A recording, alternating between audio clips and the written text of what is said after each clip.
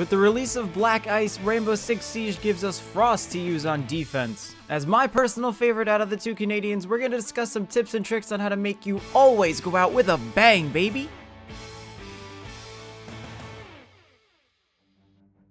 What is going on, guys? They call me Ampy. Welcome to another video on the channel today. Today we're going to be looking at an operator profile of Frost. I think it's important we get to know her a little bit better, starting off with the biography tab. Operator named Tina Lynn, born 1985 in Vancouver, member of the Joint Task Force 2. I really encourage you guys to scroll through and read some of the information in her bio. It may help your playstyle a little bit, trying to understand the operators that we're going to be using this entire time. But with that being said, we can get into her primary weapons, starting off with the shotgun. So if we take a look at the Super 90, the stats, at least on paper, are pretty much exactly the same as the M10 shotgun. We see that being used by Castle and Pulse and Thermite as well. 42 damage, 42 mobility, mag capacity of 8, pretty standard shotgun across the board.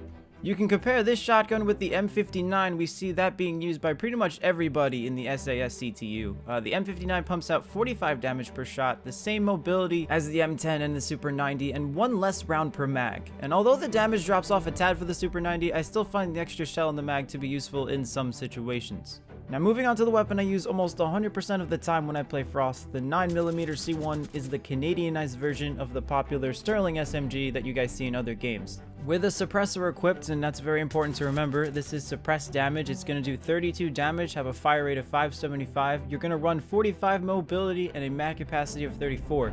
Going forward, all of the weapons are also going to be suppressed. I pretty much enjoy roaming and flanking the enemy when I play Siege, so just keep that in mind. All the weapons, all the damages are going to be with a suppressor attached.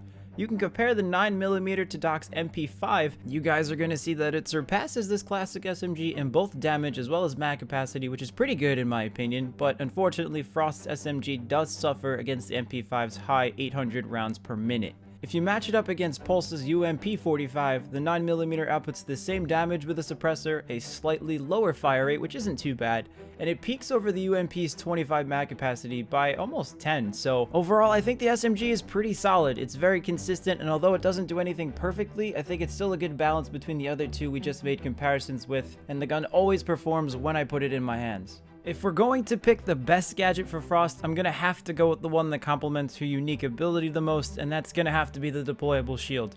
If the nitro cell is your thing, by all means use that C4, blow your enemies into oblivion, feel really good about it, but for me, the shield works great to conceal Frost's welcome mat. If you didn't know, the welcome mat is officially called the Sterling MK2 LHT, and you can place this directly behind her shield and use the shield to even block off hallways, so enemies are forced to number 1, vault over the shield and unfortunately fall into the trap, or number 2, they have to take an alternative route. And if you play Rainbow Six Siege, you know that timing is everything in this game, and if it takes you longer to get to an objective by going around a trap, you're gonna have a tough time winning the round. Now if you're really not finding much success with this shield, or you've placed the shield down already, I'd say start putting these traps parallel to the walls and objects that are already lying on the floor. Enemies really don't look against the outer borders of the house that they're in or the room that the objective's in, and 9 times out of 10 you can walk away pretty successful with some points as long as you're facing some pretty careless enemies. Now I found that placing them on top of staircases works pretty well. People are in such a hurry to get upstairs 9 times out of 10 in this game, and I'm not entirely sure why, but they're in such a rush. A lot of the roamers get caught on the top of the stairs. Another place to put them is below breachable windows. I cannot stress this enough. If the objective's in the kids' room on house, put a trap down on one of the windows or bathrooms and you'll find that somebody rappelling in can't see the trap and they'll fall down.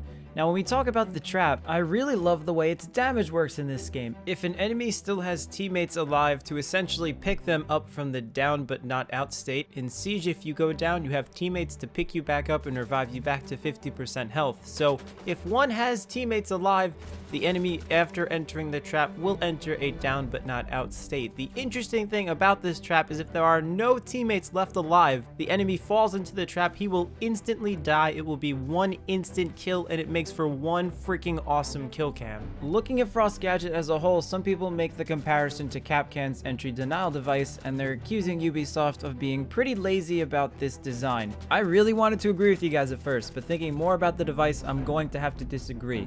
While both devices do detonate on their own when somebody puts them down, Frost's device allows the player to put it pretty much anywhere they'd like, and I love the fact that it doesn't always one-shot kill the enemy.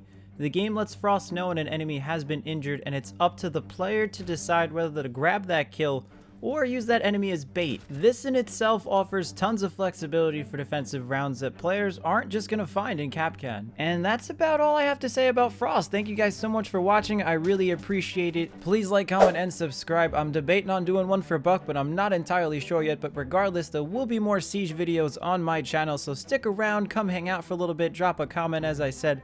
I have been Ampy. I will see you guys on the next video.